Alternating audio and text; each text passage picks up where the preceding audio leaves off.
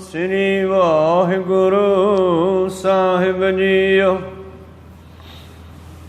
ਸੋ ਦਰ ਰਾਗ ਆਸਾ ਮਹਲਾ ਪਹਿਲਾ। ਇਕ ਓੰਕਾਰ ਸਤਿਗੁਰ ਪ੍ਰਸਾਦ। ਸੋ ਦਰ ਤੇਰਾ ਕੇਹਾ ਸੋ ਘਰ ਕੇਹਾ, ਜਿਤ ਬਹਿ ਸਰਬ ਸੰਭਾਲੇ। ਵਾਜੇ ਤੇਰੇ ਨਾਦ ਅਨੇਕ ਅਸੰਖਾਂ, ਕੇਤੇ ਤੇਰੇ ਬਾਵਨ ਹਾਰੇ। ਕੇਤੇ ਤੇਰੇ ਰਾਗ ਪਰਿਸਿਓ ਕਹੀਐ, ਕੇਤੇ ਤੇਰੇ ਗਾਵਨ ਹਾਰੇ। ਕੇਤੇ ਤੇਰੇ ਰਾਗ ਪਰਿਸਿਓ ਕਹੀਐ, ਕੇਤੇ ਤੇਰੇ ਗਾਵਨ ਹਾਰੇ। ਵਾਹਿਗੁਰੂ ਜੀ ਕਾ ਖਾਲਸਾ, ਵਾਹਿਗੁਰੂ ਜੀ ਕੀ ਫਤਿਹ। ਆਓ ਗੁਰੂ ਪਿਆਰੇ, ਗੁਰੂ ਸਵਾਰੇ, ਸਤਸੰਗੀ ਜਣੋ, ਲੜੀਵਾਰ ਸ਼ਬਦ ਦੀ ਵਿਚਾਰ ਕਰਦੇ ਹੋਏ ਆਪਾਂ ਪਿਛਲੇ ਦਿਨੀ ਜਪਜੀ ਸਾਹਿਬ ਜੀ ਦੀ ਕਥਾ ਸੰਪੂਰਨ ਹੋਈ ਸੀ। ਅਗਲਾ ਸ਼ਬਦ ਆਪ ਜੀ ਨੇ ਜੋ ਰਹਿ ਰਾਸ ਹੈ, ਸੋ ਦਰ ਤੇਰਾ ਕੇਹਾ ਸੋ ਘਰ ਕੇਹਾ, ਜਿਤ ਬਹਿ ਸਰਬ ਸੰਭਾਲੇ ਦਾ ਪਾਠ ਸਰਵਣ ਕੀਤਾ। ਆਓ ਇਹਨਾਂ ਪਵਿੱਤਰ ਬਚਨਾਂ ਦੇ ਰਾਹੀਂ ਧੰਨ ਧੰਨ ਸ੍ਰੀ ਗੁਰੂ ਨਾਨਕ ਦੇਵ ਜੀ ਮਹਾਰਾਜ ਕੀ ਬਖਸ਼ਿਸ਼ ਕਰਦੇ ਹਨ। ਸਰਵਣ ਕਰੀਏ ਜੀ। ਉਸ ਤੋਂ ਪਹਿਲਾਂ ਗੁਰੂ ਚਰਨਾਂ ਵਿੱਚ ਆਪਣੀਆਂ ਅਤੇ ਦਾਸ ਦੀਆਂ ਲਵਾਓ ਹਾਜ਼ਰੀਆਂ। ਗੁਰੂ ਕਾ ਬਖਸ਼ਿਆ ਫਤਿਹ ਦਾ ਨਾਰਾ ਕਰੋ ਬੁਲੰਦ ਗੱਜ ਕੇ ਆਖੋ ਜੀ, ਵਾਹਿਗੁਰੂ ਜੀ ਕਾ ਖਾਲਸਾ, ਵਾਹਿਗੁਰੂ ਜੀ ਕੀ ਫਤਿਹ। ਇਹ ਜੋ ਆਪ ਜੀ ਨੇ ਸ਼ਬਦ ਸਰਵਣ ਕੀਤਾ, ਇਹ ਰਹਿ ਰਾਸ ਦਾ ਪਹਿਲਾ ਸ਼ਬਦ ਵੀ ਹੈ ਔਰ ਇਹ ਪਵਿੱਤਰ ਸ਼ਬਦ ਜਪਜੀ ਸਾਹਿਬ ਦੇ ਵਿੱਚ ਵੀ ਅਖੀਰ ਤੇ ਲਿਖਿਆ ਹੋਇਆ ਹੈ, ਅਖੀਰਲੀਆਂ ਪੌੜੀਆਂ ਵਿੱਚ। ਔਰ ਇਸ ਦਾ ਰਾਗ ਆਸਾ ਹੈ, ਇਸ ਕਰਕੇ ਇਹ ਸ਼ਬਦ ਆਸਾ ਰਾਗ ਦੇ ਵਿੱਚ ਵੀ ਲਿਖਿਆ ਹੋਇਆ ਹੈ। ਤੋ ਸਤਿਗੁਰਾਂ ਨੇ ਸਿੱਖ ਦਾ ਨਿਤਨੇਮ ਬਣਾ ਦਿੱਤਾ। ਜਿਸ ਤਰ੍ਹਾਂ ਧੰਨ ਧੰਨ ਸ੍ਰੀ ਗੁਰੂ ਨਾਨਕ ਦੇਵ ਮਹਾਰਾਜ ਜੀ ਨੇ ਕਰਤਾਰਪੁਰ ਬੈਠੇ ਹੋਏ ਜਪਜੀ ਸਾਹਿਬ ਜੀ ਦੀਆਂ ਪੌੜੀਆਂ ਗੁਰੂ ਅੰਗਦ ਦੇਵ ਜੀ ਕੋਲੋਂ ਆਪਣੇ ਸੇਵਕ ਲਹਿਣਾ ਜੀ ਦੇ ਕੋਲੋਂ ਲੜੀਵਾਰ ਕਰਵਾਈਆਂ। ਉਸੇ ਤਰ੍ਹਾਂ ਹੀ ਸ਼ਾਮਾਂ ਦਾ ਵੀ ਨਿਤਨੇਮ ਸਿੱਖ ਦਾ ਬਣਾਇਆ। ਇਸ ਨੂੰ ਰਹਿ ਰਾਸ ਕਹਿੰਦੇ ਹਾਂ ਆਪਾਂ। ਰਹਿ ਰਾਸ ਦਾ ਕੀ ਮਤਲਬ ਹੈ? ਰਹਿ ਰਾਸ ਦਾ ਮਤਲਬ ਇੱਕ ਹੈ ਉਸ ਦੇ ਦਰ ਤੇ ਅਰਦਾਸ, ਬੇਨਤੀ, ਪ੍ਰਾਰਥਨਾ। ਜਿਵੇਂ ਬਾਣੀ ਦਾ ਬਚਨ ਹੈ, ਤਿਸ ਆਗੇ ਰਹਿ ਰਾਸ ਹਮਾਰੀ, ਸਾਚਾ ਅਪਰ ਅਪਾਰੋ। ਅਸੀਂ ਇਸ ਪਰਮੇਸ਼ਰ ਦੇ ਅੱਗੇ ਸ਼ਾਮਾਂ ਨੂੰ ਦਿਨ ਛਿਪਦੇ ਦੇ ਨਾਲ ਪ੍ਰਾਰਥਨਾ, ਬੇਨਤੀ ਕਰਦੇ ਹਾਂ। ਸਿੱਖ ਪਹਿਲਾ ਨਿਤਨੇਮ ਕਰਦਾ ਸੂਰਜ ਚੜ੍ਹਨ ਤੋਂ ਪਹਿਲਾਂ ਅੰਮ੍ਰਿਤ ਵੇਲੇ, ਤੇ ਸਿੱਖ ਦਾ ਸ਼ਾਮ ਦਾ ਨਿਤਨੇਮ ਹੈ ਸੂਰਜ ਛਿਪਣ ਤੋਂ ਬਾਅਦ। ਸੂਰਜ ਚੜ੍ਹਨ ਤੋਂ ਪਹਿਲਾਂ ਵੀ ਮਨ ਇਕੱਠਾ ਹੁੰਦਾ ਹੈ, ਤੇ ਜਿਵੇਂ ਜਿਵੇਂ ਸੂਰਜ ਛਿਪਦਾ ਜਾਂਦਾ ਹੈ, ਸਾਡੇ ਮਨ ਦਾ ਜਿਹੜਾ ਸੰਪਰਕ ਸੂਰਜ ਦਾ ਤੇ ਮਨ ਦਾ ਇੱਕ ਹੈ। ਮਨ ਇਕੱਠਾ ਹੋਣਾ ਸ਼ੁਰੂ ਹੋ ਜਾਂਦਾ ਹੈ। ਇਸੇ ਕਰਕੇ ਰਹਿ ਰਾਸ ਦਾ ਸਮਾਂ ਜਿਹੜਾ ਹੈ ਸੂਰਜ ਛਿਪਦੇ ਦੇ ਨਾਲ ਰੱਖਿਆ ਗਿਆ, खैर रह रस का अगला अर्थ बनता है रहो रीति, भाव मर्यादा। सिख की मर्यादा की है? हर कीरत हमरी रह रास, हरि दी सिफत ही साडी रह रास है। हुण ये मत कह दईए केवल शाम की बाणी ही रह रास है। जो भी परमेश्वर की सिफत सलाह करते हैं ये रह रास है। इसका एक अर्थ ये भी है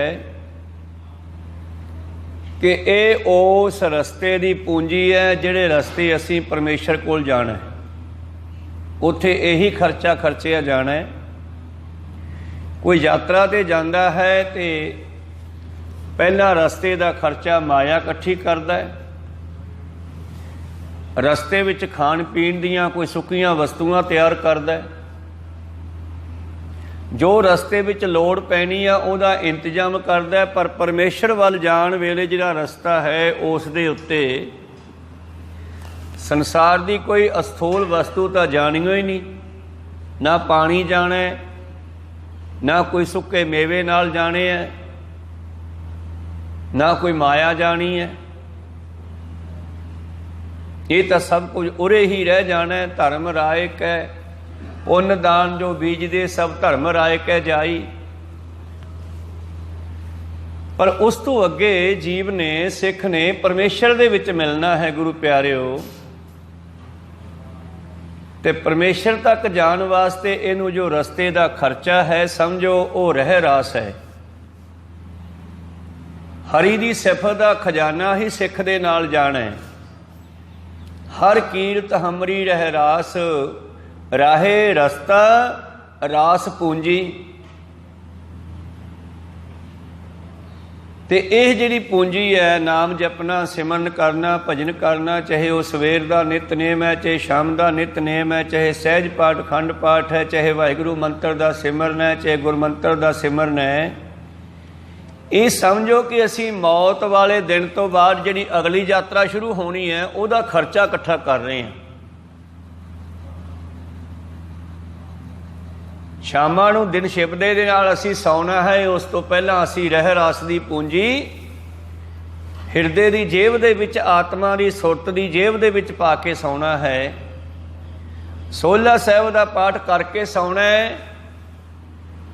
तड़के उठन की आस खत्म करके पता नहीं रात नूं ही सदा आ जावे। सोला साहिब मरण तो बाद ही पढ़िया जाता है ना। तो सिख हमेशा मौत नूं याद रखता है, सौंदा होया शाम नूं सोला साहिब का पाठ करता है कि शायद रात नूं ही सदा आ जावे। इस करके रह रास हमारी पूंजी, ये उस रस्ते ते खर्च होने वाला खर्चा है जिथे पातशाह कहते हैं जय महा भयान तब तवो घाम तै हर के नाम की तुम ऊपर शाम।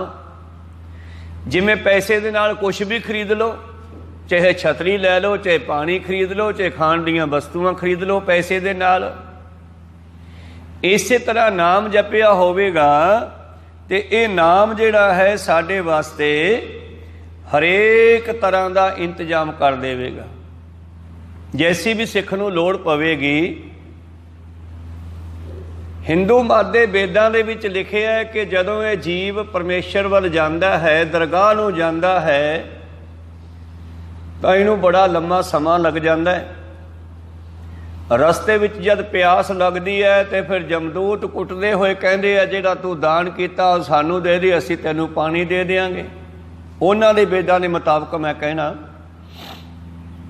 जदों इहनूं भुख लगदी है फिर जमदूत टैक्स वाले जगाती कहंदे आ इन्ने पैसे अपना जो दान पुण्य कीता वो सानूं दे, जगातीए टैक्स वाले।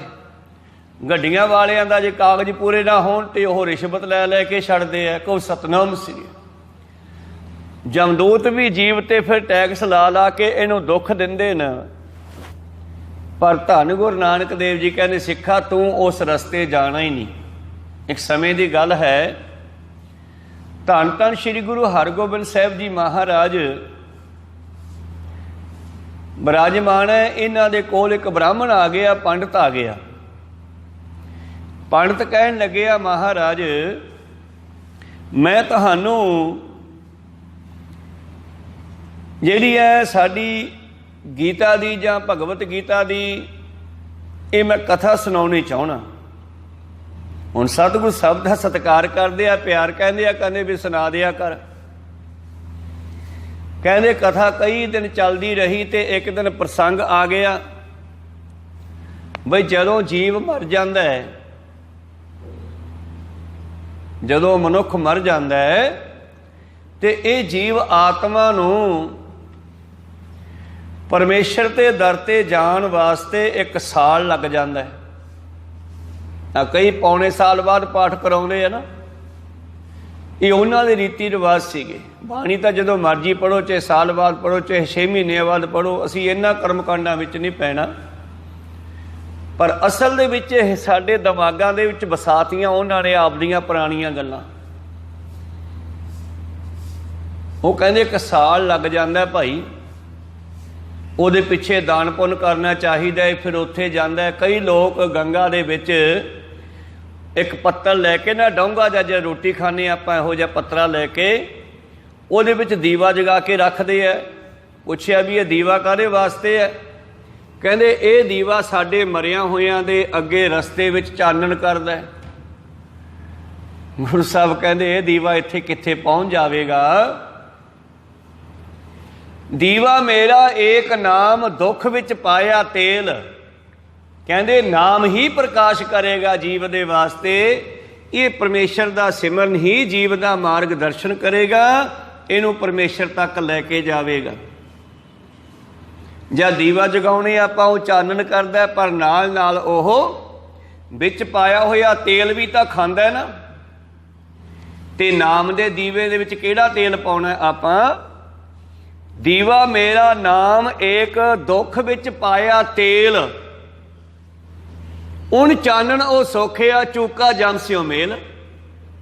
ਨਾਮ ਰੂਪੀ ਪ੍ਰਕਾਸ਼ ਨੇ, ਨਾਮ ਰੂਪੀ ਗਿਆਨ ਨੇ ਦੁੱਖਾਂ ਵਾਲਾ ਤੇਲ ਪੀ ਗਿਆ, ਖਤਮ ਕਰਤਾ, ਦੁੱਖ ਖਤਮ ਕਰਤੇ, ਜਿਵੇਂ ਉਹਨੇ ਤੇਲ ਮਚਾ ਦਿੱਤਾ। ਤੇ ਜਮਦੂਤਾਂ ਦੇ ਨਾਲ ਮਿਲਾਪ ਹੋਣ ਦਾ ਮਤਲਬ ਹੀ ਨਹੀਂ ਹੁਣ।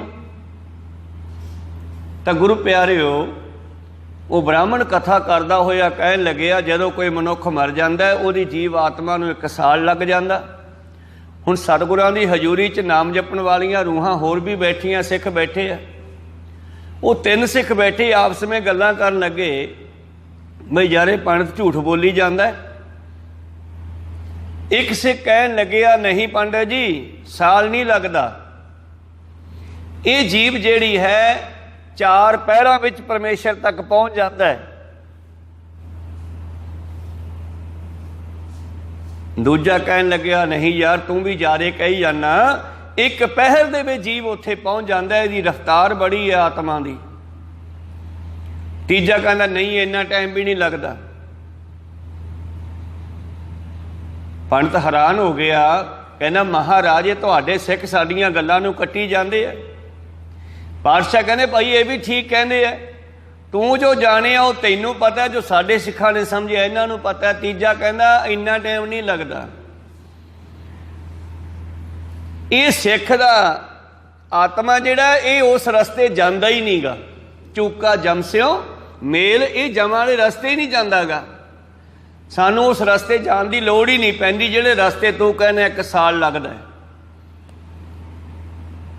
ਨਾਮ ਜਪਣ ਵਾਲੀ ਰੂਹ ਜਿਹੜੀ ਹੈ ਤੁਰੰਤ ਹੀ ਪਰਮੇਸ਼ਰ ਵਿੱਚ ਇੱਕਮਿਕ ਹੋ ਜਾਂਦੀ ਹੈ। ਜਿਵੇਂ ਭਾਈ ਪਾਰੋ ਆਪਣਾ ਸਰੀਰ ਤਿਆਗ ਕੇ ਸਤਿਗੁਰੂ ਅਮਰਦਾਸ ਜੀ ਵਿੱਚ ਮਿਲ ਗਿਆ।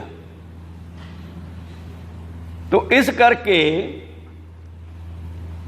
ਰਹਿ ਰਾਸ ਜਿਹੜੀ ਨਾਮ ਦੀ ਦਾਤ ਹੈ, ਰਹਿ ਰਾਸ ਕੇਵਲ ਸ਼ਾਮ ਦਾ ਜਾਪ ਹੀ ਨਹੀਂ, ਰਹਿ ਰਾਸ ਦਾ ਇੱਕ ਅਰਥ ਹੈ ਉਸ ਰਸਤੇ ਦਾ ਖਰਚਾ, ਜਿਸ ਬਾਰੇ ਪਾਤਸ਼ਾਹ ਜੀ ਨੇ ਸ੍ਰੀ ਸੁਖਮਨੀ ਸਾਹਿਬ ਜੀ ਦੇ ਵਿੱਚ ਬਖਸ਼ਿਸ਼ ਕੀਤਾ ਕਿ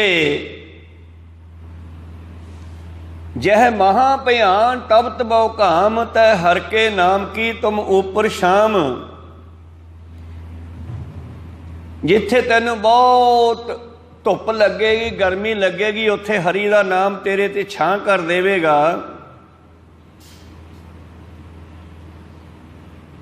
जहाँ त्रिखा मन तुझिया करख है, जिथे तैनू बहुत प्यास लगेगी, तह नानक हर हर अमृत बरख है, उत्थे हरि दा नाम ही तेरे वास्ते अमृत बन जावेगा, जल बन जावेगा।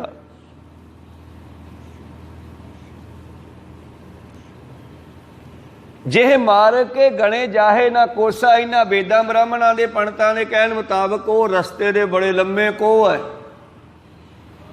जी उत्थे तैनू भुख लगेगी, हर का नाम ऊहा संग तोसा, उत्थे हरि दा नाम तेरे लिए भोजन बन जावेगा।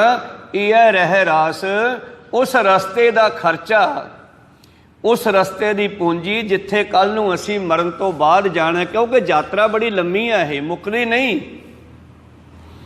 नाम जपे ही मुक्ति है। कई तर्कशील लोग कह देंगे आ बस बंदा मर गया तो काम निबड़िया। नहीं भाई, बंदा मरण तो बाद काम निबड़िया नहीं, तो मरण तो जम्मण तो पहला भी यह चलता आ रहा है। 84 लाख जूना के बरसाए पातशाह ने लिखिया ते नाल दसना भी किया कित्थों कित्थों लंघिया। कई जन्म पै कीट पतंगा, कई जन्म गज मीन कुरंगा, कई जन्म पंखी सर्प होयो, कई जन्म हैबर बिरख जोयो, मिल जगदीश मिलन की बरिया, चरंकाल देह संजरिया। बड़े लंबे समय तो ये जीव चलता आ रहा है, ते हुण सानू उन्हां ने बख्शिश कीता है। भई प्राप्त मानुख दे हुरिया, गोबिंद मिलन की एहो तेरी बरिया। अवर काज तेरा कितै न काम, मेरे साध संगत भज केवल नाम। सतगुरु पातशाह जी कहने संगत विच मिल करके तू हरि दे नाम नू जपना कर, हरि दा नाम ही तेरे नाल जान वाला है। इस करके सतगुरु पातशाह जी बख्शिश करते हैं। ये जिहड़ी रह रास है, जे शाम का नित नेम साडा बनाया, तो इसका पहला शब्द पुरातन रहरास जिहड़ी गुरु ग्रंथ साहिब जी विच दर्ज है, सोदर दी पौड़ी तो लैके गुरु प्यारिओ सुन वड्डा आखै सब कोई, दो आखां जीवा विसरै, तिन हर के जन सतगुर सतपुरखा, चार काहे रे मन चित वै, पंज सो पुरख निरंजन हर पुरख निरंजन, छे अते तू करदा सचियार मैंडा, सत तिरसठ वरड़ै भई लै निवासा, अठ ते भई प्राप्त मानुख दे हुरिया, नौ। ये 9 शब्दां दी रह रास गुरु ग्रंथ साहिब जी विच दर्ज है पुरातन। उस तो बाद समा आया 10वें पातशाह जी का, तो उन्हों की जो चौपी साहब की रचना की सी उसनों भी नाल जोड़िया गया। अखीर ते आनंद साहब आप हरेक समागम विच पढ़ते हाँ, आनंद भया मेरी माए सतगुरु मैं पाया। इस तरह गुरु प्यारिओ 11 शब्दों की यह रास, उस तो बाद सतगुरां ने होर बाणियां भी नाल जोड़न का हुक्म दिता, नाल पढ़न का हुक्म दिता। पर जिहड़ी रह रास की कल आपां लड़ीवार दे विच गुरु ग्रंथ साहिब चों कर रहे हैं, ये 9 शब्दां की रह रास, जिसका पहला शब्द है सोदर। दसदे ई सोदर की पौड़ी धन धन श्री गुरु नानक देव महाराज जी ने उस अकाल पुरख के चरणों के भी जाके उचारण की, जिस वेले सतगुरु जी दूसरी वार अकाल पुरख के कोल गए। पहली बार वो गए उदों जदों बेई नदी चों अलोप होए, मूल मंत्र लैके आए, उन्होंने हुक्म दिता जा नानक मेरा प्रचार कर। ये आपां जपजी साहिब की उथानका चों सरवण किया। अज आपां उथानका सरवण कर रहे हैं रह रस की, फिर आपां शब्दां दी विचार भी सरवण करांगे। उस तो बाद धन धन श्री गुरु नानक देव जी महाराज दूसरी बार फिर जदों अकाल पुरख के सामने गए, काफ़ी प्रचार करके दूजी उदासी उन्हां दी सुमेर पर्वत की है। सुमेर पर्वत वाल जद गए,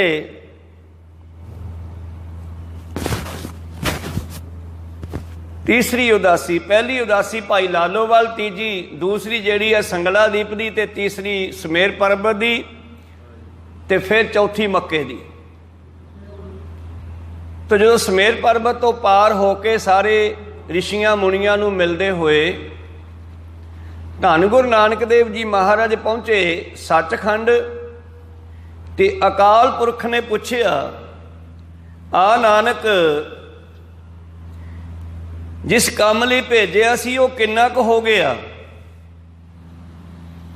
भाव मैं तुहानू प्रचार करन लई भेजिया सी मेरा, कि तुसी मेरा किन्ना क नाम जपाता लोकां नूं। उस वेले फिर धन धन श्री गुरु नानक देव महाराज जी ने अकाल पुरख के सामने ये जिहड़ा सोदर है रहरास वाला आसा महला पहला, ये सोदर परमेश्वर के सामने फिर उन्होंने उचारण किया कि महाराज बहुत लोग तैनू जप रहे हैं, मैं कुछ कह ही नहीं सकता, पर मैं हैरान हाँ कि तू इन्नी सृष्टि नूं कित्थे बैठ के संभाल रहे हैं। सो दर ओह केड़ा दर है, ओ केड़ा घर है। सो दर तेरा केहा, सो घर केहा, जित बह सर्ब संभाले। ओ केड़ा दरवाजा है, केड़ी ड्योड़ी है, केड़ा उच्चा थां है, जिथे बैठ के तू इन्नी दुनिया नूं संभालदा है। राग आसा, आसा राग दा ये शब्द है महला पहला, पहले पातशाह श्री गुरु नानक देव महाराज जी का उचारण किया होया। एक ओंकार, रहरास तो पहला मंगलाचरण है, ते मंगलाचरण लिखते हैं एक ओंकार सतगुर प्रसाद। इसका मतलब है कि वो एक है और ओह अद्वैत है, सारिया विच इको जिहा समाया होया है। सृष्टि कुदरत करके वसिया सोए, कुदरत नूं बना के इहदे विच सी समाया होया है।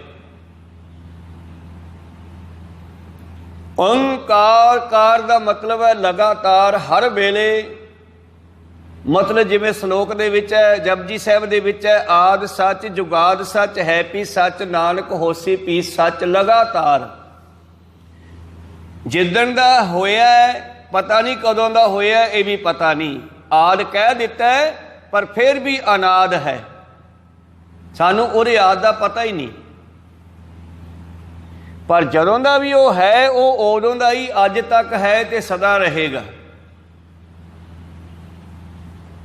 आद सच जुगाद सच है पी सच नानक होसी पी सच। जिवें आपां कहने आ लगातार, तो उत्ते जिहड़ी डंडी लाई है उहनूं कहंदे आ कार, भाव लगातार तेल दी धार दी न्याई। जिमी आसमान के समस्त बीच एक जोत है, ना बाद है ना घाट है, ना घाट बाद होत है। ना वो थोड़ा है ना बहुत है, ना घटदा है ना वध है। वो हर वेले हर थां ते धरती तो लैके आसमान तक सारे लोगों में समाया होया, जिस दे बारे मंगलाचरण करते हैं सतगुरु। एक ओंकार, जे उस परमेश्वर नूं पाउणा होवे ते की करना चाहिए महाराज? सतगुर प्रसाद, सतगुर दे चरनी लगना चाहिए। एक इहदा अर्थ ये भी बनता है, वो सत है। गुर वो साडे जीवन का गुर है, ज्ञान है, जाच है, वो साडा जीवन है। प्रसाद परसेंटेज कल्ले कल्ले नूं, भाव सब दा आनंद वो है, ये उन्हों प्राप्त करना है। तो सतगुर प्रसाद वो सतगुर की कृपा लैनी चाहिए,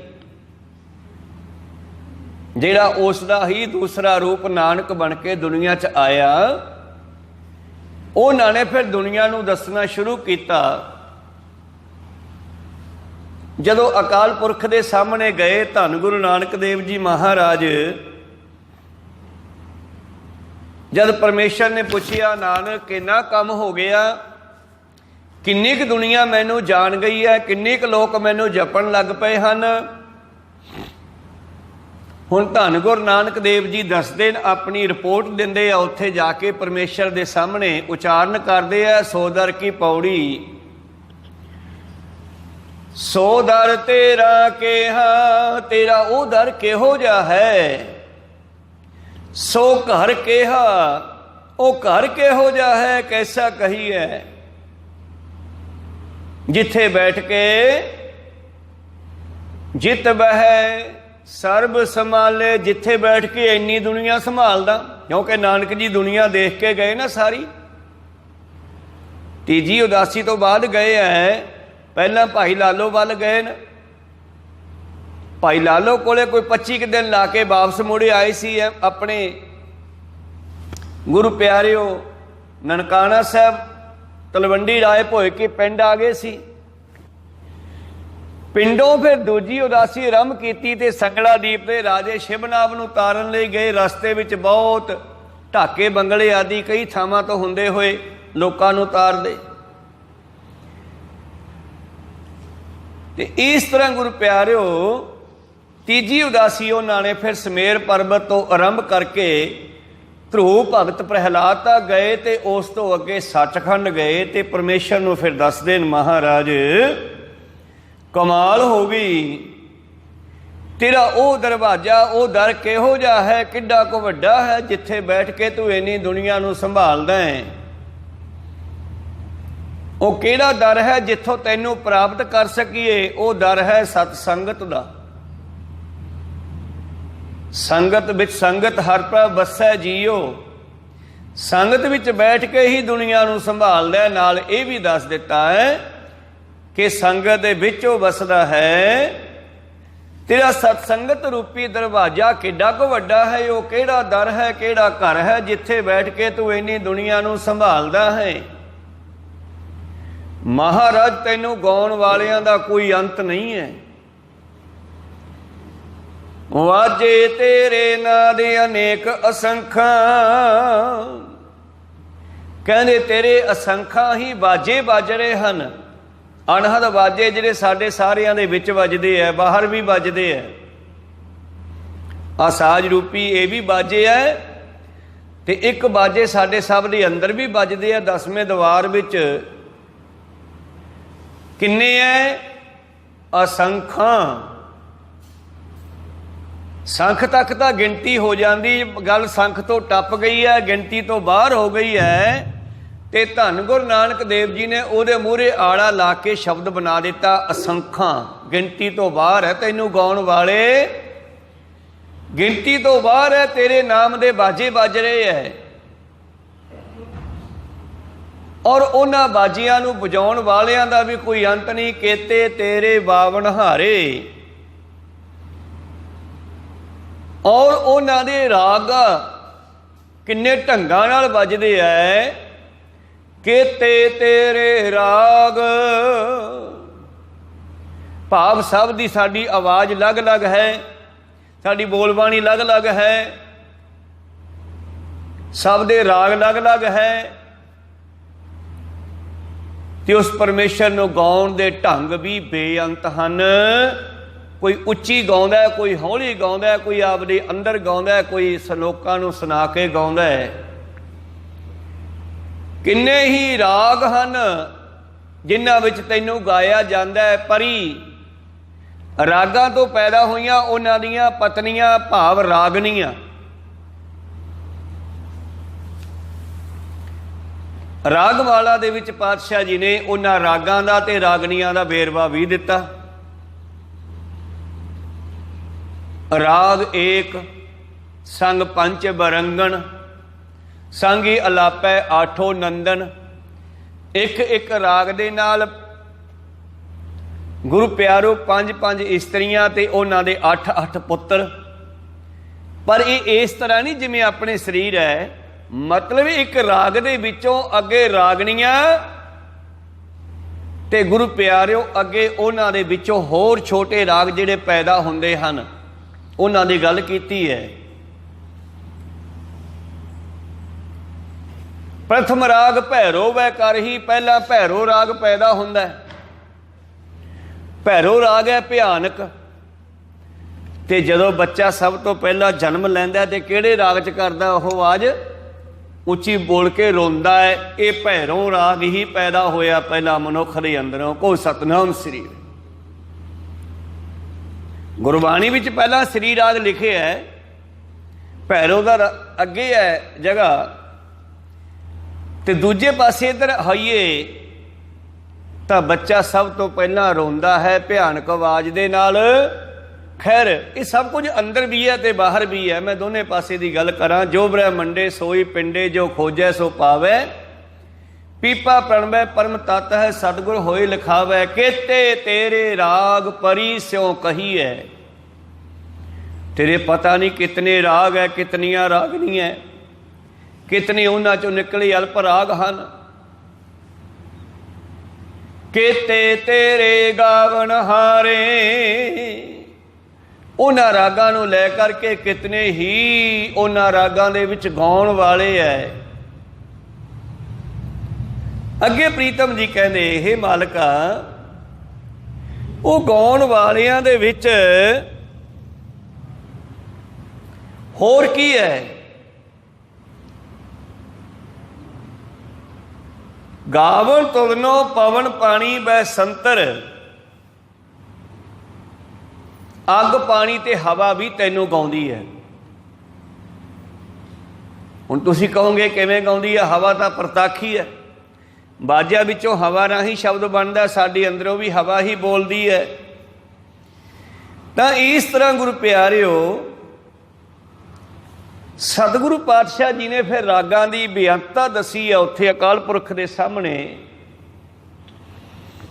ਕੋਈ ਉੱਚੀ ਸੁਰ ਵਿੱਚ ਗਾਉਣ ਵਾਲਾ ਹੈ, ਕੋਈ ਨੀਵੀਂ ਸੁਰ ਵਿੱਚ ਗਾਉਂਦੇ ਹੈ। ਇਸ ਤਰ੍ਹਾਂ ਸਾਰੇ ਮਿਲਾ ਕੇ ਸਤਿਗੁਰਾਂ ਨੇ ਰਾਗਮਾਲਾ ਵਿੱਚ 48 ਦੱਸੇ ਹੈ। ਖਾਸਟ ਰਾਗ ਉਨ ਗਾਇਓ ਸੰਗ ਰਾਗਨੀ 30, ਸਭੈ ਪੁੱਤਰ ਰਾਗਨ ਕੇ 18 10 20। ਇਹ ਸਾਰੇ ਮਿਲਾ ਕੇ 48 ਹੋ ਜਾਂਦੇ ਆ। ਜਿੰਨੇ ਕੋ ਇੱਥੇ ਗੁਰੂ ਗ੍ਰੰਥ ਸਾਹਿਬ ਜੀ ਦੇ ਵਰਤੋਂ ਕੀਤੇ ਆ, ਵਰਤੇ ਗਏ ਹਨ। ਪਰ ਪਾਤਸ਼ਾਹ ਕਹਿੰਦੇ ਇਹਨਾਂ ਦਾ ਕੋਈ ਅੰਤ ਨਹੀਂ ਹੈ। ਕਿੰਨੇ ਰਾਗ ਰਾਗਨੀਆਂ, ਰਾਗਾਂ ਵਿੱਚੋਂ ਨਿਕਲੇ ਛੋਟੇ ਅਲਪ ਰਾਗ। ਇਸ ਤਰ੍ਹਾਂ ਸੱਤ ਸੁਰਾਂ ਦੇ ਵਿੱਚੋਂ ਰਾਗ ਬੇਤਿਆਂ ਨੇ ਕਿੰਨੇ ਤਰ੍ਹਾਂ ਦੇ ਰਾਗ ਕੱਢ ਲਏ। ਔਰ ਸੰਸਾਰ ਦੀਆਂ ਆਵਾਜ਼ਾਂ ਕਿੰਨੇ ਤਰ੍ਹਾਂ ਦੀਆਂ, ਪੰਛੀਆਂ ਦਾ ਚਹਿਚਹਾਉਣਾ ਕਿੰਨੇ ਤਰ੍ਹਾਂ ਦਾ, ਮਨੁੱਖਾਂ ਦਾ ਬੋਲਣਾ ਕਿੰਨੇ ਤਰ੍ਹਾਂ ਦਾ। ਇਹ ਸਾਰੇ ਪਰਮੇਸ਼ਰ ਦੇ ਰਾਗ ਹੀ ਆ। ਕੇਤੇ ਤੇਰੇ ਰਾਗ ਪਰਿਸਿਓ ਕਹੀਣ, ਕੇਤੇ ਤੇਰੇ ਗਾਵਨ ਹਾਰੇ। ਗਾਵਨ ਤੁਧਨੋ ਪਵਨ ਪਾਣੀ ਬੈ ਸੰਤਰ, ਪੌਣ ਪਾਣੀ ਤੇ ਅੱਗ ਇਹ ਵੀ ਤੈਨੂੰ ਗਾਉਂਦੇ ਹੈ। ਮਤਲਬ ਇਹ ਉਹਦੇ ਹੁਕਮ ਅੰਦਰ ਚੱਲ ਰਹੇ ਹੈ। ਸੂਰਜ ਅੱਗ ਦਾ ਗੋਲਾ ਹੈ, ਪਾਣੀ ਤੇ ਹਵਾ। ਭਾਵ ਜਦੋਂ ਕੋਈ ਕਿਸੇ ਨੂੰ ਗਾਉਂਦਾ, ਸਿਫਤ ਕਰਦਾ, ਇਹਦਾ ਮਤਲਬ ਉਹ ਉਹਦੀ ਹੁਕਮ ਵਿੱਚ ਚੱਲਦਾ ਹੈ, ਤੇ ਜਿਹੜਾ ਹੁਕਮ ਵਿੱਚ ਚੱਲਦਾ ਉਹ ਉਹਦੀ ਸਿਫਤ ਵੀ ਕਰਦਾ।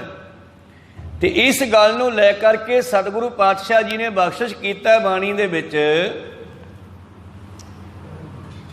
ਭੈ ਵਿੱਚ ਪਵਨ ਬਹੈ ਸਦਵਾਓ, ਭੈ ਵਿੱਚ ਚੱਲੈ ਲੱਖ ਦਰਿਆਓ, ਭੈ ਵਿੱਚ ਅਗਨ ਕੱਢੈ ਵੇਗਾਰ, ਭੈ ਵਿੱਚ ਧਰਤੀ ਦੱਬੀ ਪਹਾੜ। ਇਹ ਸਾਰੇ ਉਹਦੇ ਭੈ ਅੰਦਰ ਚੱਲ ਰਹੇ ਹਨ, ਉਹਨੂੰ ਗਾ ਰਹੇ ਹਨ। ਗਾਵਨ ਤੁਧਨੋ ਪਵਨ, ਹਵਾ ਉਹਦੇ ਹੁਕਮ ਅੰਦਰ ਚੱਲ ਰਹੀ ਹੈ। ਸੂਰਜ ਆਦਿ, ਮੰਗਲ ਗ੍ਰਹਿ, ਬੁੱਧ ਗ੍ਰਹਿ ਆਦਿ, ਇਹ ਸਾਰੇ ਜਿੰਨੇ ਵੀ ਧਰਤੀਆਂ, ਜਿੰਨੇ ਗੋਲੇ ਹਨ, ਜਿੰਨੇ ਬ੍ਰਹਿਮੰਡ ਹਨ, ਜਿੰਨੇ ਖੰਡ ਹਨ, ਜਿੰਨੇ ਮੰਡਲ ਹਨ, ਇਹ ਸਾਰੇ ਉਸ ਪਰਮੇਸ਼ਰ ਦੇ ਹੁਕਮ ਅੰਦਰ ਚੱਲਦੇ ਹਨ। ਇਸ ਕਰਕੇ ਇਹਨਾਂ ਦੇ ਪਰਥਾਏ ਸਤਿਗੁਰੂ ਪਾਤਸ਼ਾਹ ਜੀ ਕਹਿੰਦੇ ਆ, ਮਹਾਰਾਜ ਤੈਨੂੰ ਕਿੰਨੇ ਲੋਕ ਗਾਉਣ ਵਾਲੇ ਹੈ। ਪੌਣ ਪਾਣੀ ਤੇ ਅੱਗ ਇਹ ਸਾਰੇ ਤੇਰੇ ਹੁਕਮ 'ਚ ਹੈ। ਸੂਰਜ ਲਗਾਤਾਰ ਚੱਲ ਰਿਹਾ ਹੈ, ਚੰਦਰਮਾ ਘੁੰਮ ਰਿਹਾ ਹੈ, ਧਰਤੀ ਘੁੰਮ ਰਹੀ ਹੈ, ਹਵਾ ਘੁੰਮ ਰਹੀ ਹੈ, ਪਾਣੀ ਚੱਲ ਰਿਹਾ ਹੈ। ਉਹਦੇ ਹੁਕਮ ਦੇ ਅੰਦਰ ਹੀ ਚੱਲ ਰਹੇ ਨੇ ਸਾਰੇ, ਉਹਦੇ ਡਰ ਅੰਦਰ ਚੱਲ ਰਹੇ ਆ, ਉਹਨੂੰ ਗਾਉਂਦੇ ਹੈ।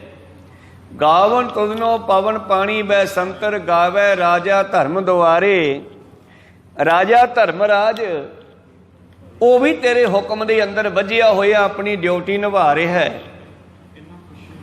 ਉਹਦਾ ਕੰਮ ਹੈ ਜੀਵਾਂ ਦਾ ਹਿਸਾਬ ਕਿਤਾਬ ਕਰਨਾ, ਕਰਮਾਂ ਦਾ। ਧਰਮ ਰਾਏ ਨੂੰ ਹੁਕਮ ਹੈ ਬੈ ਸੱਚਾ ਧਰਮ ਵਿਚਾਰ।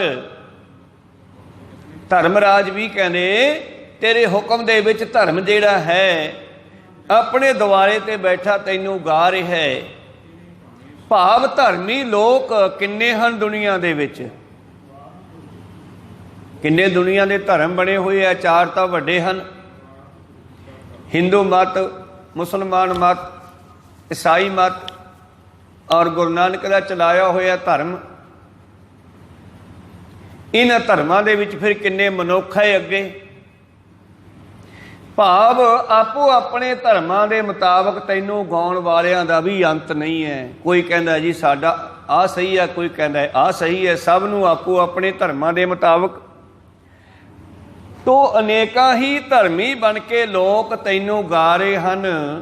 ਧਰਮ ਦੁਆਰਾ, ਧਰਮ ਦੇ ਰਾਹੀਂ। ਮੁਸਲਮਾਨ ਆਪਣੇ ਧਰਮ ਦੇ ਰਾਹੀਂ ਗਾ ਰਿਹਾ ਹੈ, ਹਿੰਦੂ ਮਤ ਆਪਣੇ ਧਰਮ ਦੇ ਰਾਹੀਂ ਮੂਰਤੀ ਪੂਜਾ ਅਰਚਨਾ ਆਦਿ ਦੇ ਢੰਗ ਨਾਲ ਗਾ ਰਹੇ ਹੈ, ਤੇ ਸਿੱਖ ਦਾ ਧਰਮ ਹੈ ਸ਼ਬਦ ਨਾਲ ਜੁੜਨਾ।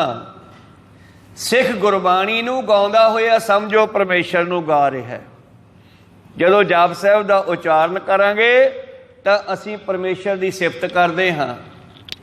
ਇਸ ਕਰਕੇ ਅਨੇਕਾਂ ਹੀ ਸੰਸਾਰ ਦੇ ਲੋਕ ਆਪੋ ਆਪਣੇ ਧਰਮ ਦੇ ਦੁਆਰਾ, ਧਰਮ ਦੇ ਰਾਹੀਂ, ਧਰਮ ਦੇ ਨਾਲ ਤੈਨੂੰ ਗਾ ਰਹੇ ਹਨ। ਅਤੇ ਗਾਵਨ ਤੁਧਨੋ ਚਿੱਤ ਗੁਪਤ ਲਿਖ ਜਾਣਨ, ਲਿਖ ਲਿਖ ਧਰਮ ਵਿਚਾਰੇ। ਮਹਾਰਾਜ ਅਨੇਕਾਂ ਹੀ ਧਰਤੀ ਦੇ ਲੋਕ ਜਿਹੜੇ ਹਨ ਚਿੱਤ ਗੁਪਤ ਆਦਿ, ਜਿਨ੍ਹਾਂ ਨੂੰ ਸੰਸਾਰ ਨੇ ਇਹ ਲਿਖਿਆ ਕਿ ਮਨੁੱਖ ਦੇ ਸੱਜੇ ਤੇ ਖੱਬੇ ਮੋਢੇ ਤੇ ਦੋ ਚਿੱਤਰ ਤੇ ਗੁਪਤ ਰਹਿੰਦੇ ਹਨ, ਜਿਹੜੇ ਇਹਦੇ ਕੀਤੇ ਹੋਏ ਕਰਮਾਂ ਨੂੰ ਲਿਖਦੇ ਜਾਂਦੇ ਹੈ। ਭਾਵ ਉਹਨਾਂ ਦੀ ਵੀ ਡਿਊਟੀ ਲਾਈ ਹੋਈ ਹੈ, ਉਹ ਵੀ ਤੇਰੇ ਹੁਕਮ ਦੇ ਵਿੱਚ ਕੰਮ ਕਰ ਰਹੇ ਆ। ਆਪਾਂ ਸਾਰੇ ਹੁਕਮ 'ਚ ਬੱਝੇ ਹੋਏ ਆ। ਇਹ ਸੰਸਾਰ ਜਿਹੜਾ ਨਾ ਰੱਬ ਦਿਖਾਈ ਨਹੀਂ ਦਿੰਦਾ ਗਾ। ਰੱਬ ਦਾ ਹੁਕਮ ਤਾਂ ਘੱਟ ਹੀ ਮੰਨਦਾ, ਅਫਸਰਾਂ ਦਾ ਵੱਧ ਮੰਨਦਾ। ਜੇ ਕਿਤੇ ਅਫਸਰ ਛਾਪਾ ਮਾਰ ਲਏ ਨਾ, ਸਾਰੇ ਮੁਲਾਜ਼ਮ ਇੱਕਦਮ ਸਿੱਧੇ ਹੋ ਜਾਂਦੇ ਆ, ਅਲਰਟ ਹੋ ਜਾਂਦੇ ਆ, ਸਾਵਧਾਨ ਹੋ ਜਾਂਦੇ ਆ। ਰੱਬ ਤੋਂ ਘੱਟ ਹੀ ਡਰਦੇ ਆ। ਮੌਕੇ ਦੇ ਰਾਜੇ ਤੋਂ ਬਹੁਤ ਡਰਦੇ ਆ। ਕਹੇ ਖੁਦਾਏ ਨਾ ਮਾਨੈ ਕੋਏ, ਲਿਖਿਆ ਪਾਤਸ਼ਾਹ ਨੇ ਬਾਣੀ ਵਿੱਚ। ਕਹਿੰਦੇ ਰੱਬ ਕਹਿੰਦਾ ਤੇ ਦੁਨੀਆ ਬਹੁਤ ਘੱਟ ਮੰਨਦੀ ਹੈ, ਕਿਉਂਕਿ ਰੱਬ ਦਿਸਦਾ ਨਹੀਂ ਗਾ। ਕਹੇ ਖੁਦਾਏ ਨਾ ਮਾਨੈ ਕੋਏ, ਰਾਜਾ ਨਿਆਉ ਕਰੇ ਹੱਥ ਹੋਏ। ਰਾਜਾ ਦਿਸਦਾ, ਉਹਦੇ ਕੋਲੇ ਕਾਨੂੰਨ ਦਾ ਡੰਡਾ ਚੱਲਦਾ, ਉਹਦੀ ਸਾਰੇ ਸੁਣਦੇ ਆ। ਪਰ ਧੰਨ ਗੁਰੂ ਨਾਨਕ ਦੇਵ ਜੀ ਸੂਖਮਤਾਂ ਦੇ ਨਾਲ ਕਹਿ ਰਹੇ ਹਨ ਕਿ ਇਹ ਸਾਰੀ ਦੁਨੀਆ ਜਿਹੜੀ ਆ ਤੈਨੂੰ ਗਾ ਰਹੀ ਹੈ। ਸੂਖਮ ਤੋਂ ਸੂਖਮ ਤੇ ਅਸਥੂਲ ਤੋਂ ਅਸਥੂਲ ਜਿਹੜੇ ਹਨ ਸਾਰੇ ਹੀ ਉਸ ਪਰਿਪੂਰਨ ਪਰਮੇਸ਼ਰ ਨੂੰ ਗਾਉਂਦੇ ਹਨ। ਜਿਤ ਗੁਪਤ, ਇਹ ਸ਼ਬਦ ਸਾਡੀ ਪੰਜਾਬੀ ਦਾ ਕਹਿ ਦਿਓ, ਗੁਰਮੁਖੀ ਦਾ ਕਹਿ ਦਿਓ, ਸੰਸਕ੍ਰਿਤੀ ਦਾ ਕਹਿ ਦਿਓ, ਤੇ ਅੰਗਰੇਜ਼ੀ ਦਾ ਕਹਿ ਦਿਓ CCTV ਕੈਮਰੇ। ਆਪਾਂ ਇੱਥੇ ਬੈਠੇ ਆ ਨਾ, ਕਈ ਦਫ਼ਤਰਾਂ ਵਿੱਚ ਲਿਖਿਆ ਹੁੰਦਾ ਹੈ ਸੰਭਲ ਕੇ, ਤੁਸੀਂ CCTV ਕੈਮਰੇ ਦੀ ਅੱਖ ਵਿੱਚੋਂ ਤੁਹਾਨੂੰ ਕੋਈ ਵੇਖ ਰਿਹਾ, ਤੁਹਾਡੀ ਸ਼ਕਲ ਫੋਟੋ ਬਣ ਰਹੀ ਆ। ਉਹ ਤੋਂ ਡਰ ਜਾਂਦਾ ਬੰਦਾ ਵੀ ਯਾਰ ਨਾ ਆਪਾਂ ਹੱਥ ਨਾ ਲਾਈਏ, ਕਿਤੇ ਪਤਾ ਨਾ ਲੱਗ ਜੇ ਮੇਰਾ ਕਿ ਮੈਂ ਚੋਰੀ ਕੀਤੀ ਆ। ਪਰ ਜਿਹੜੇ ਰੱਬ ਨੇ CCTV ਕੈਮਰੇ ਮਨੁੱਖ ਦੇ ਅੰਦਰ ਚਿੱਤਰਗੁਪਤ ਬਣਾ ਕੇ ਲਾਏ ਨੇ, ਉਹਨਾਂ ਤੋਂ ਕੋਈ ਨਹੀਂ ਡਰਦਾ।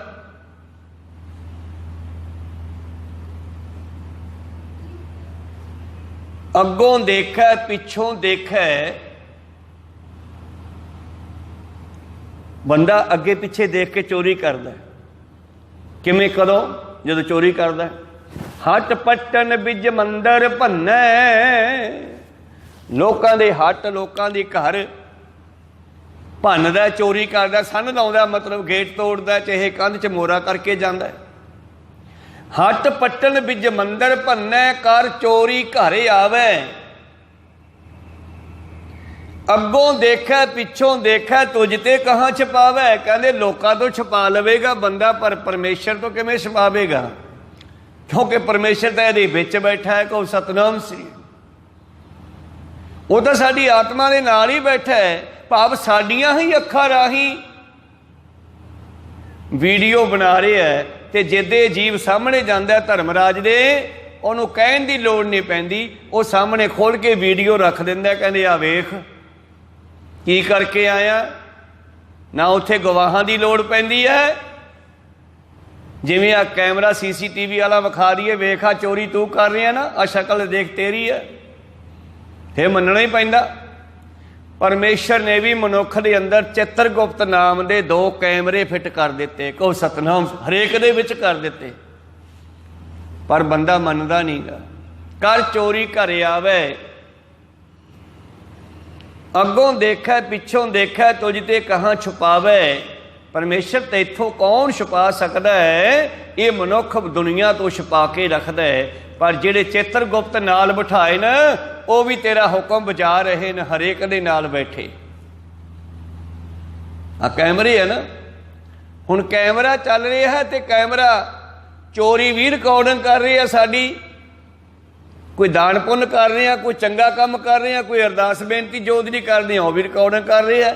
ਇਹਨੂੰ ਕੋਈ ਫਰਕ ਨਹੀਂ ਪੈਂਦਾ। ਉਹ ਤਾਂ ਫਰਕ ਸਾਨੂੰ ਪੈਣਾ ਕਿ ਸਾਡੇ ਕਰਮ ਕਿਹੋ ਜਿਹੇ ਹੈ। ਕਰਮੀ ਆਪੋ ਆਪਣੀ ਕੇ ਨੇੜੇ ਕੇ ਦੂਰ। ਤੇ ਇਸ ਕਰਕੇ ਇਹ ਪੁਰਾਣਾ ਸ਼ਬਦ ਗੁਰਮਤ ਦਾ, ਪੰਜਾਬੀ ਦਾ ਚਿੱਤਰਗੁਪਤ, ਮੈਂ ਅੱਜ ਦੇ ਢੰਗ ਨਾਲ ਥੋੜ੍ਹਾ ਸਮਝਾਉਣ ਦੀ ਕੋਸ਼ਿਸ਼ ਕੀਤੀ ਆ ਕਿ ਉਸੇ ਤਰ੍ਹਾਂ ਹੀ ਜਿਵੇਂ ਇੱਕ ਸਾਧ ਨੇ ਆਪਣੀ ਗੱਦੀ ਅੱਗੇ ਦੇਣੀ ਸੀ ਤੇ ਉਹਦੇ 2 ਚੇਲੇ ਸਨ ਇਸ ਦੇ ਅਧਿਕਾਰੀ, ਆਪਣੇ ਆਪ ਨੂੰ ਸਮਝਦੇ। ਜਿਵੇਂ ਸਤਿਗੁਰੂ ਅਮਰਦਾਸ ਮਹਾਰਾਜ ਜੀ ਦੇ ਵੀ 2 ਸੇਵਕ ਅਧਿਕਾਰੀ ਮੰਨੇ ਗਏ ਸੀ, ਦੋਨੇ ਜਵਾਈ। ਉਹ ਤਾਂ 2 ਪੁੱਤਰ ਵੀ ਸਨ, ਉਹ ਤਾਂ ਪਾਸੇ ਛੱਡ ਦਿੱਤੇ। ਹੁਣ 2 ਜਵਾਈ ਜੇਠਾ ਜੀ ਤੇ ਰਾਮਾ ਜੀ, ਤੇ ਇਹਨਾਂ ਦੀ ਦੋਨਾਂ ਦੀ ਪ੍ਰੀਖਿਆ ਲਈ ਉਹਨਾਂ ਨੇ, ਕਿਉਂਕਿ ਗੱਦੀ ਇੱਕ ਨੂੰ ਦਿੱਤੀ ਜਾ ਸਕਦੀ ਆ। ਉਹ ਜੋ ਪਾਸ ਹੋਏ ਜੇਠਾ ਜੀ, ਗੁਰੂ ਰਾਮਦਾਸ ਜੀ। ਇਸੇ ਤਰ੍ਹਾਂ ਕਿਸੇ ਸਾਧ ਨੇ ਆਪਣੇ 2 ਚੇਲਿਆਂ ਦੀ ਪ੍ਰੀਖਿਆ ਲਈ, ਗੱਦੀ ਤਾਂ ਇੱਕ ਨੂੰ ਦੇਣੀ ਆ, ਤੇ ਦੋਨਾਂ ਨੂੰ ਕਹਿੰਦੇ 2 ਜਾਨਵਰ, 2 ਪੰਛੀ ਫੜਾ ਦਿੱਤੇ। ਕਹਿੰਦੇ ਵੀ ਇਹਨਾਂ ਨੂੰ ਉੱਥੇ ਮਾਰ ਕੇ ਲਿਆਇਓ ਜਿੱਥੇ ਕੋਈ ਵੇਖਦਾ ਨਾ ਹੋਵੇ। ਇੱਕ ਜਣਾ ਇੱਧਰ ਨੂੰ ਤੋਰਤਾ, ਇੱਕ ਇੱਧਰ ਨੂੰ ਤੋਰਤਾ, ਦੋਨੇ ਤੁਰੇ ਗਏ।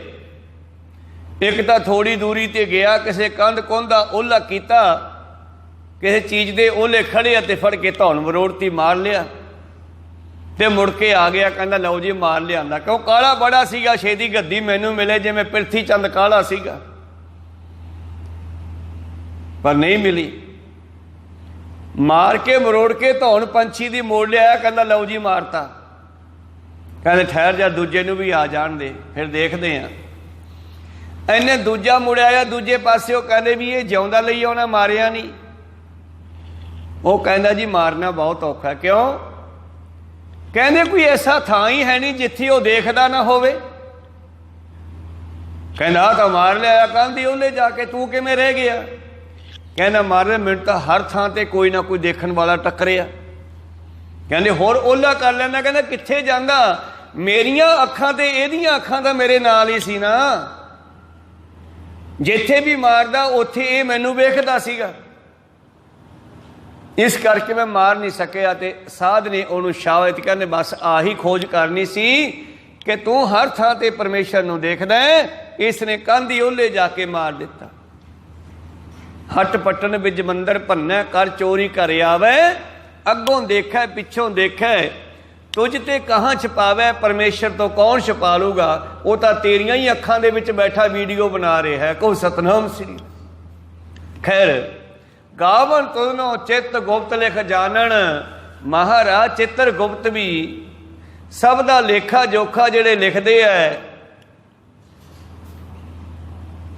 ਉਹ ਤੈਨੂੰ ਜਾਣਦੇ ਐ। ਲਿਖ ਲਿਖ ਧਰਮ ਵਿਚਾਰੇ, ਉਹਨਾਂ ਦੀ ਬਣਾਈ ਵੀਡੀਓ ਧਰਮਰਾਜ ਵਿਖਾਉਂਦਾ, ਫਿਰ ਜੀਵ ਨੂੰ ਦੇਖ ਜ਼ਿੰਦਗੀ 'ਚ ਕੀ ਕਰਕੇ ਆਏ ਐ। ਆ ਤੇਰਾ ਹਿਸਾਬ ਕਿਤਾਬ ਆ। ਧਰਮਰਾਜ ਉਸ ਤੇ ਵਿਚਾਰ ਕਰਦਾ, ਫਿਰ ਉਹਨਾਂ ਨੂੰ ਸਜ਼ਾ ਦੇ ਦਿੰਦਾ ਪਰਮੇਸ਼ਰ ਦੇ ਹੁਕਮਾਂ ਮੁਤਾਬਕ। ਗਾਵ ਤੁਧਨੋ ਈਸ਼ਰ ਬ੍ਰਹਮਾ ਦੇਵੀ, ਬਰਮਾ ਵਿਸ਼ਨੂੰ ਮਹੇਸ਼ ਅਤੇ 33 ਕਰੋੜ ਦੇਵੀ ਦੇਵਤੇ, ਇਹ ਸਾਰੇ ਤੇਰੇ ਹੁਕਮ ਦੇ ਅੰਦਰ ਹਨ, ਇਹ ਤੈਨੂੰ ਗਾਉਂਦੇ ਐ। ਔਰ ਇਸ ਦੀਆਂ ਉਦਾਹਰਨਾਂ ਇਤਿਹਾਸ ਵਿੱਚ ਗੁਰਮਤਿ ਵਿੱਚ ਵੀ ਬਹੁਤ ਪਈਆਂ, ਕਿਉਂਕਿ ਜਿੰਨੇ ਵੀ ਹਿੰਦੂ ਮਤ ਨੇ ਮੰਨੇ ਆ ਜਾਂ ਆਪਾਂ ਮੰਨ ਲਓ, ਦੇਵੀ ਦੇਵਤੇ ਬਰਮਾ ਵਿਸ਼ਨੂੰ ਮਹੇਸ਼ ਇੰਦਰ ਵਰਗੇ 33 ਕਰੋੜ ਦੇਵੀ ਦੇਵਤੇ, ਇਹ ਸਾਰੇ ਪਰਮੇਸ਼ਰ ਦੇ ਹੁਕਮ ਅੰਦਰ ਹੈ, ਉਹਨੂੰ ਗਾਉਂਦੇ ਹੈ, ਮੰਨਦੇ ਆ, ਜਾਣਦੇ ਆ ਕਿ ਸਭ ਤੋਂ ਵੱਡਾ ਸਤਿਗੁਰ ਨਾਨਕ ਜਿਨ ਕਲ ਰਾਖੀ ਮੇਰੀ। ਗੁਰੂ ਨਾਨਕ ਪਰਮੇਸ਼ਰ ਦੇ ਰੂਪ ਸਭ ਤੋਂ ਵੱਡੇ ਹਨ। ਜਿਸ ਤਰ੍ਹਾਂ ਸੇਠ ਭਗੀਰਥ ਹੋਇਆ, ਭਗੀਰਥ ਸੇਠ ਪਹਿਲਾਂ ਇੱਕ ਦੇਵੀ ਦਾ ਉਪਾਸਕ ਹੈ। ਲੰਮੇ ਸਮੇਂ ਤੱਕ ਉਹਨੇ ਬਚਪਨ ਤੋਂ ਲੈ ਕੇ ਦੇਵੀ ਦੀ ਆਰਾਧਨਾ ਕੀਤੀ, ਉਹਦੇ ਮੰਦਰ ਵਿੱਚ ਸੇਵਾ ਕੀਤੀ।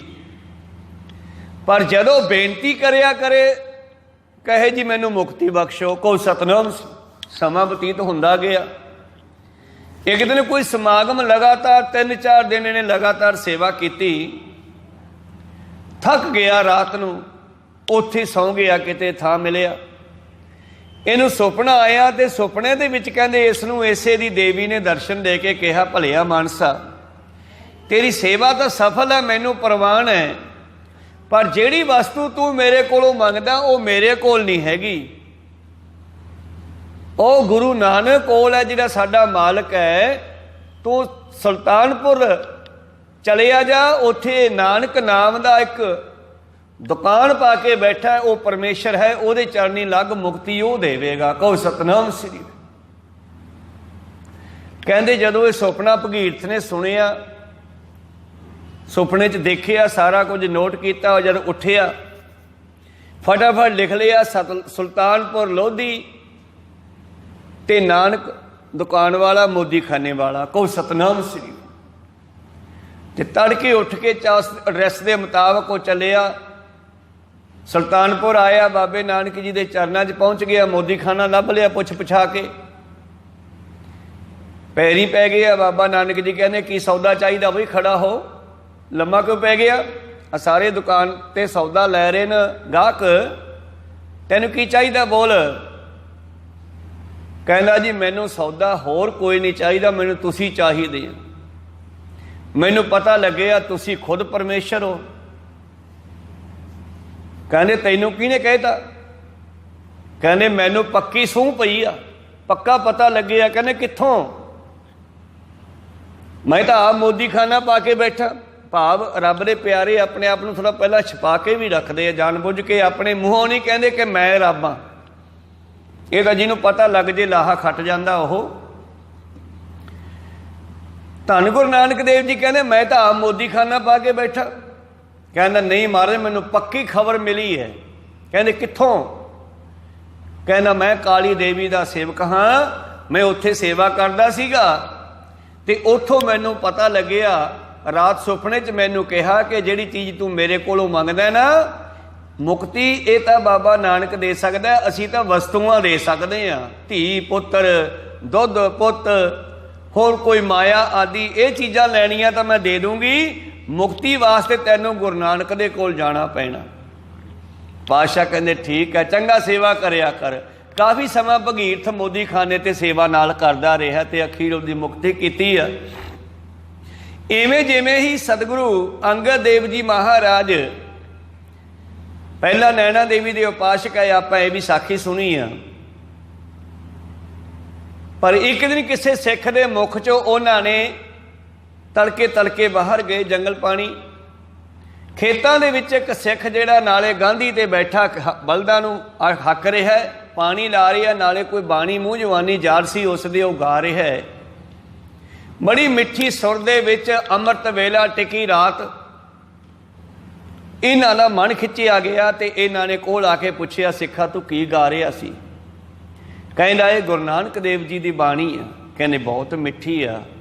ਕਿੱਥੇ ਆ ਗੁਰੂ ਨਾਨਕ ਦੇਵ ਜੀ? ਕਹਿੰਦੇ ਕਰਤਾਰਪੁਰ ਰਹਿੰਦੇ ਆ।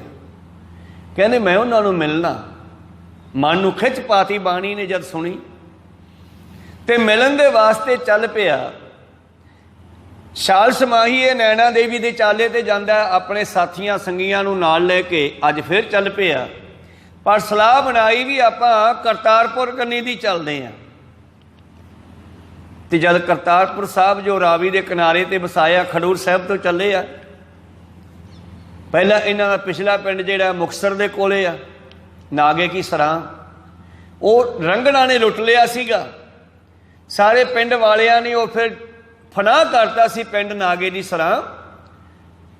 ਸਾਰੇ ਲੋਕਾਂ ਨੇ ਘਰ ਢਾਤੇ ਤੇ ਉੱਥੋਂ ਲੋਕ ਆਪੋ ਆਪਣੀਆਂ ਰਿਸ਼ਤੇਦਾਰੀਆਂ ਵਿੱਚ ਚਲੇ ਗਏ ਸੀਗੇ। ਤੇ ਗੁਰੂ ਅੰਗਦ ਦੇਵ ਜੀ ਦੇ ਵੱਡੇ ਵੀ ਖਡੂਰ ਸਾਹਿਬ ਆ ਕੇ ਵਸ ਗਏ ਸੀ ਉਦੋਂ। ਕਹੋ ਸਤਨਾਮ ਸ੍ਰੀ। ਤੇ ਖਡੂਰ ਸਾਹਿਬ ਤੋਂ ਲੈ ਕੇ ਇਹ ਆਪਣੇ ਸੰਗੀ ਸਾਥੀ ਭਗਤਾਂ ਨੂੰ ਚੱਲਿਆ ਨੈਣਾ ਦੇਵੀ ਦੇ ਚਾਲੇ।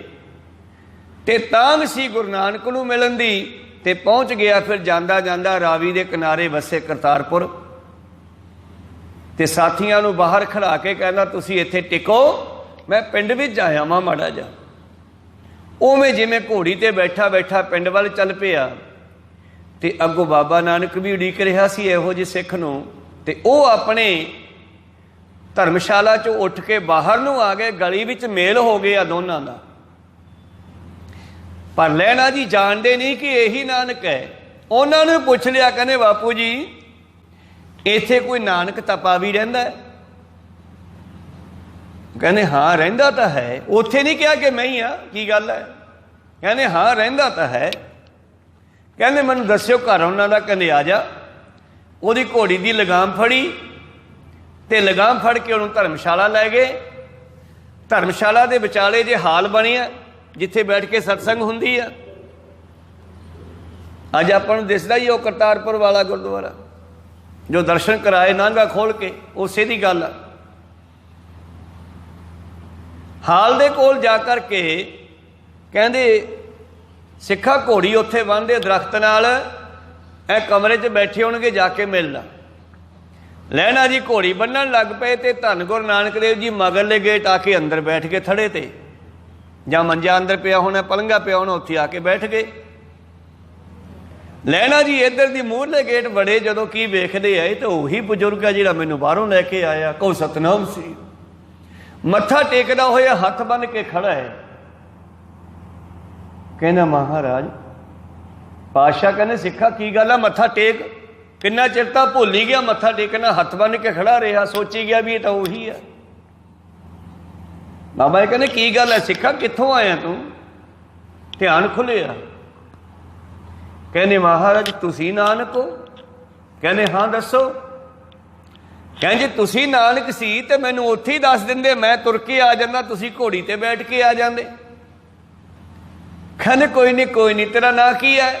ਜੀ ਨਾਂ ਤਾਂ ਮੇਰਾ ਲੈਣਾ ਹੈ। ਕੋਈ ਨਹੀਂ, ਫਿਰ ਜਿਨ੍ਹਾਂ ਨੇ ਲੈਣਾ ਉਹ ਚੜ੍ਹ ਕੇ ਹੀ ਆਉਂਦੇ ਹੈ, ਤੂੰ ਲੈਣਾ ਤੇ ਮੈਂ ਦੇਣਾ ਹੈ। ਐਸੇ ਪਿਆਰ ਦੇ ਬਚਨ ਕਰੇ ਲਹਿਣਾ ਜੀ ਦਾ ਮਨ ਮੋਹ ਲਿਆ। ਬਸ ਮੁੜ ਕੇ ਉੱਥੋਂ ਦੇ ਹੀ ਹੋ ਕੇ ਰਹਿ ਗਏ। ਕਹੋ ਸਤਨਾਮ ਸ੍ਰੀ। ਫਿਰ ਕਿੰਨਾ ਚਿਰ ਗੱਲਾਂ ਬਾਤਾਂ ਚੱਲਦੀਆਂ ਰਹੀਆਂ। ਹੁਣ ਇਹਨਾਂ ਦੇ ਅੰਦਰ ਇੱਕ ਫੁਰਨਾ ਚੱਲ ਰਿਹਾ ਹੈ, ਜੇ ਮੈਨੂੰ ਇੱਕ ਵਾਰੀ ਕਹਿ ਦੇਣ, ਛੁੱਟੀ ਦੇ ਦੇਣ, ਮੈਂ ਪਿੰਡ ਜਾਵਾਂ ਤੇ ਘਰਦਿਆਂ ਨੂੰ ਦੱਸ ਕੇ ਤੇ ਮੁੜ ਕੇ ਇੱਥੇ ਸਦਾ ਲਈ ਰਹਿ ਪਾਵਾਂ। ਤੇ ਗੁਰੂ ਨਾਨਕ ਦੇਵ ਜੀ ਨੇ ਹਿਰਦੇ ਦੀ ਬੁੱਝ ਲਈ। ਕਹਿੰਦੇ ਚੰਗਾ ਫਿਰ ਸਿੱਖਾ ਤੂੰ ਇੱਕ ਵਾਰੀ ਘਰੇ ਜਾਇਆ ਤੇ ਮੁੜ ਕੇ ਸਾਡੇ ਕੋਲ ਆ ਜੀ ਪੱਕਾ ਹੀ। ਉਹ ਹੈਰਾਨ ਹੋ ਗਏ ਵੀ ਆ ਤਾਂ ਮੈਂ ਸੋਚਿਆ ਸੀ ਉਹੀ ਕਹਿ ਦਿੱਤਾ, ਬੁੱਝ ਗਿਆ। ਬਸ ਉੱਥੋਂ ਫਿਰ ਬਾਹਰ ਆਏ, ਆਪਣੇ ਸੰਗੀਆਂ ਨੂੰ ਕਹਿੰਦੇ ਤੁਸੀਂ ਜਾਓ ਜਿੱਥੇ ਜਾਣਾ ਮਿੱਤਰੋ, ਮੇਰਾ ਤਾਂ ਟਿਕਾਣਾ ਮਿਲ ਗਿਆ, ਮੈਂ ਤਾਂ ਜਿੱਥੇ ਪਹੁੰਚਣਾ ਸੀ ਪਹੁੰਚ ਗਿਆ। ਸੰਗੀ ਕਹਿੰਦੇ ਯਾਰ ਤੂੰ ਨਾਲ ਚੱਲ, ਕੀ ਹੋ ਗਿਆ? ਉਹਨਾਂ ਨੇ ਸਮਝਾ ਬੁਝਾ ਕੇ ਉਹਨਾਂ ਨੂੰ ਤੋਰਤਾ। ਆਪ ਪਿੰਡ ਆਏ ਖਡੂਰ ਸਾਹਿਬ। ਉੱਥੋਂ ਫਿਰ 2 ਦਿਨਾਂ ਦੇ ਬਾਅਦ ਇਹ 1.25 ਮਣ ਪੱਕਾ ਨੂਣ ਲੈ ਕੇ, ਕਿਉਂਕਿ ਉਦੋਂ ਨੂਣ ਜਿਹੜਾ ਹੈ ਬਹੁਤ ਘੱਟ ਮਿਲਦਾ ਸੀਗਾ, ਇਹ ਭੇਟਾ ਹੀ ਇੱਕ ਤਰ੍ਹਾਂ ਦੀ ਨੂਣ ਵੀ ਗੁਰੂ ਨਾਨਕ ਦੇ ਘਰ 'ਚ। 1.25 ਮਣ ਪੱਕਾ ਲੂਣ ਲੈ ਕੇ ਤੇ ਪਹੁੰਚ ਗਏ ਦੁਬਾਰਾ ਕਰਤਾਰਪੁਰ। ਤੇ ਧੰਨ ਗੁਰੂ ਨਾਨਕ ਦੇਵ ਜੀ ਨੂੰ ਮਿਲਣ ਵਾਸਤੇ ਘਰ ਗਏ ਤੇ ਘਰੇ ਮਾਤਾ ਸੁਲੱਖਣੀ ਜੀ ਪੁੱਛਦੇ ਆ ਜੀ ਬਾਪੂ ਜੀ ਬਾਬਾ ਜੀ ਕਿੱਥੇ ਆ? ਉਹ ਭਾਈ ਖੇਤ ਗਏ ਨੇ, ਚੌਲ ਬੀਜੇ ਆ, ਉਹਨਾਂ ਚੋਂ ਨਦੀਨ ਵਗੈਰਾ ਘਾਹ ਘੂ ਪੱਟਦੇ ਆ। ਸਿੱਧੀ ਉੱਥੇ ਹੀ ਚਲੇ ਗਏ ਲੂਣ ਘਰੇ ਧਰ ਕੇ। ਕੀ ਵੇਖਦੇ ਆ, ਬਹੁਤ ਸਾਰੇ ਸੇਵਕ ਸੇਵਾ ਕਰ ਰਹੇ ਆ, ਚੌਲਾਂ ਚੋਂ ਘਾਹ ਪੱਟ ਰਹੇ ਨੇ, ਸਫਾਈ ਕਰ ਰਹੇ ਆ।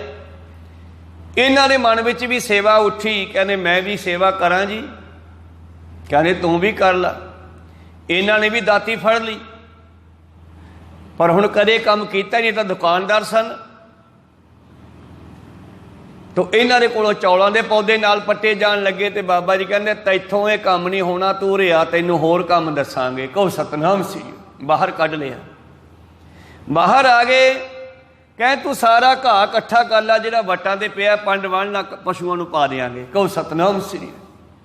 वो सारे घाह की पंड बन्नी, वो हुण गिला गिला सीगा, सिर ते रख के तुर पे आप मगर मगर। बाबा नानक जी घरे आ गए, जब लिया के पंड सिੱਟੀ तो चिਉਂਦਾ होया पानी सारा नवा चोला जो अज घरों पा के आए सी सारा गच हो गया गारे नाल। ते माता सुलखणी जी कहती महाराज देखता लिया करो, अब बेचारा नवा नवा सिख आया सीगा, सारे कपड़े खराब करते। पातशाह कहने किहड़े कपड़े खराब करते, वेखो किन्ना गारा पै गया। कहने गारा दिसदा तैनूं सुलखणी? ये तो मैं चंदन छिड़किया, सेंट छिड़किया इस ते आ जिहड़ी पंड चकाई है ये घाह दी पंड नहीं, ये धरती दी पंड है, धर्म दी पंड इहदे सिर ते रखी है, धरती दा भार इहदे सिर ते रखना है। कहो सतनाम श्री। भाव उत्थों बख्शां करतियां। मैं गल कर रहा सीगा कि देवी देवते भी तैनूं गाउंदे आए, लहना जी अगे चल के फिर सेवा करते हैं बहुत ज़्यादा। एक दिन तड़के तड़के अमृत वेले उठे, की वेखदे है एक बीबी लाल रंग के कपड़े पाए झाड़ू मार रही है बाहर धर्मशाला दे राह करतारपुर साहब विखे। इन्होंने वेख्या भी एडी सदेहा किहड़ी बीबी आ गई। धन गुरु अंगद देव जी उस वेले सेवक सन, थोड़ा नेड़े आए पता करन भी ये कौन है, पहला कदी नहीं आई। पूछया माता जी तुसी कौन? बीबी ने सीधी होकर मूँह उपर चुकया, कहने जी तुसी नैना देवी वाले, तुसी इत्थे किवें? कहने भगत जी ये गुरु नानक दा घर ही सब तो वड्डा घर है, ये परमेश्वर दा घर है। असी इत्थे आके झाड़ू मार के जड़ियां दातां प्राप्त करदे आ, लिजा के सोडे वर्गे सिखां नूं वंड दिंदे आ, चंगा हो गया तू सही ठिकाने ते आ गए। कहो सतनाम श्री। उदण लहना जी ने पछाणिया भी वाह बई वाह कमाल हो गई। इस करके परमेश्वर का घर है, गुरु नानक का घर। अगलियां पंक्तियां दी विचार आपां फिर करांगे। कावन तुधनो ईश्वर ब्रह्मा देवी सोहण तेरे सदा सवारे। तेरे सवारे हुए जिन्हां ते तेरी कृपा है वो तेरे दर ते बैठते हैं, तेरे दर नाल जुड़ते हैं, संगत विच बैठते हैं, सोहणे लगते हैं। इस करके अगलियां पौड़ियां दी विचार सोदर कीआं अगलियां पौड़ियां। गावन तुधनो इंद्र इंद्रासन बैठे देवतियां दा नाले, इन्हां दी विचार आपां अगले दीवाना भी सरवण करांगे। इत्थे रोकण दी आग्या बख्शो, समाप्ति करिए जी। बोलदियां नेकां अखर बाद घाट हो जांदे। सिख संगतां ते सतगुरु बख्शण योग है, बख्श लेना। बुलाओ फतेह पाओ फतेह। वाहिगुरु जी का खालसा वाहिगुरु जी की फतेह।